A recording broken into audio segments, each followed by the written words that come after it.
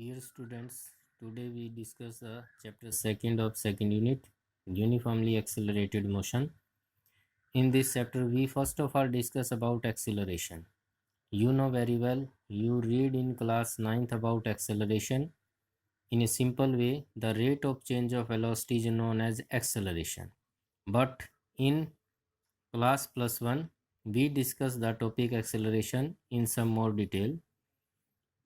The time rate of change of velocity of an object is known as acceleration of the object.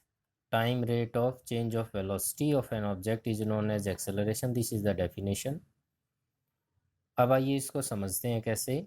If an object during its motion changes equal amount of velocity in equal interval of time, means say velocity में change हुआ 5 metre पर second, यानी 5 metre पर second के हिसाब से the velocity में change हो रहा है सेम टाइम इंटरवल के बाद, then acceleration of the object is constant and object is said to be in uniformly accelerated motion.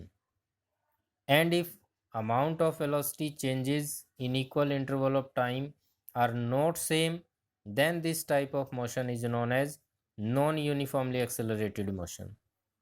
Generally, the motion of vehicles on the road are example of non-uniformly accelerated motion. जितने भी vehicles हमारे जो move करते हैं road पर हम देखते हैं या खुद भी ड्राइव करते हैं, चाहे बाईसाइकिल या अदर हैं, तो क्योंकि कभी स्पीड उनकी कम हो जाती है, कभी अचानक से स्पीड बढ़ानी पड़ती है, बढ़ जाती है, व्हीकल्स में हम स्पीड को रेगुलरली चेंज करते हैं, तो व्हीकल का जो रोड के ऊपर मोशन है वो नॉन यूनिफॉर्मली एक्सेलरेटेड मोशन है. उसमें एक्सेलरेशन कांस्टेंट नहीं रहता, रेगुलरली चेंज होता है, क्योंकि चेंज इन वेलोसिटी जो है वो रेगुलर या एक पर्टिकुलर टाइम इंटरवल के बाद सेम नहीं होती, इसीलिए ये motion non uniformly accelerated motion है.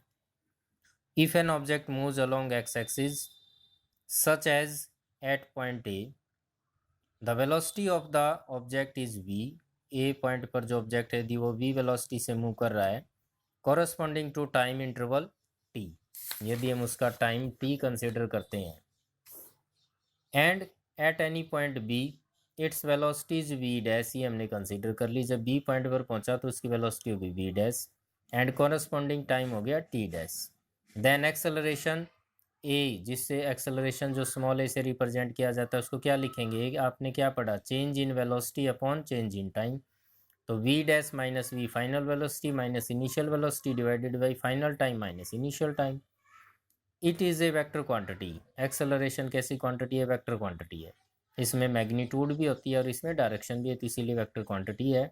इट मे बी पॉजिटिव और negative according to the increase और डिक्रीजिंग ऑफ द वेलोसिटी. यदि ये नेगेटिव आएगा तो नेगेटिव एक्सेलरेशन हो जाएगा, ये वैल्यू पॉजिटिव आएगी तो एक्सेलरेशन को पॉजिटिव कहेंगे. The negative acceleration is also known as a retardation और डिसेलरेशन. नेगेटिव एक्सेलरेशन क्या करेगा, आप किसी व्हीकल में किसी गाड़ी में जा रहे हैं और स्पीड मान लीजिए 50 किलोमीटर पर आवर है, अचानक से स्पीड डिक्रीज़ करनी पड़ती है, क्या होगी, 30 किलोमीटर पर आवर होगी, 20 किलोमीटर पर आवर होगी, 15 किलोमीटर पर आवर हो गई, तो क्या है, मैक्सिमम स्पीड से मिनिमम स्पीड पर आना, तो वो क्या हो गया, नेगेटिव एक्सेलरेशन. तो उसको क्या कहते हैं, रिटार्डेशन या डिसेलरेशन कहते हैं. इट्स ऐसा यूनिट इज मीटर पर सेकेंड स्क्वेयर. जो एक्सेलरेशन की है वही डिसेलरेशन की होती है. and its dimensional formula is m naught l1 t minus 2, which is also same as the formula of acceleration.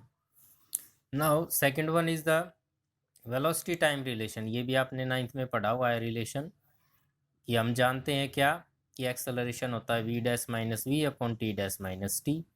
If an object moves along a straight path with a constant acceleration, let u be the initial velocity of the object at any time t, जब चलना start किया उस समय, and final velocity v of the object at any time t. Final velocity v का मान हम calculate करना चाहते हैं, which can be obtain by using the equation as given below. When t is equal to 0, तो velocity क्या थी u, और जब टाइम t डैश क्या हुआ t, तो वेलोसिटी क्या हो गई v. तो एक्सेलरेशन को क्या लिख सकते हैं, v माइनस यू यानी final velocity minus initial velocity upon t minus 0, और t को इधर मल्टीप्लाई करेंगे तो क्या हो गया, A T is equal to V minus U, U को इस तरफ ले आए लेफ्ट साइड में तो क्या हो जाएगा, हम लिख सकते हैं v is equal to U plus A T. So equation second gives the velocity time relation of an object which moving with a constant acceleration. यहाँ पर a constant रहेगा तो जो constant acceleration से ऑब्जेक्ट मूव कर रहा है उसके लिए रिलेशन आ गया v is equal to U plus A T.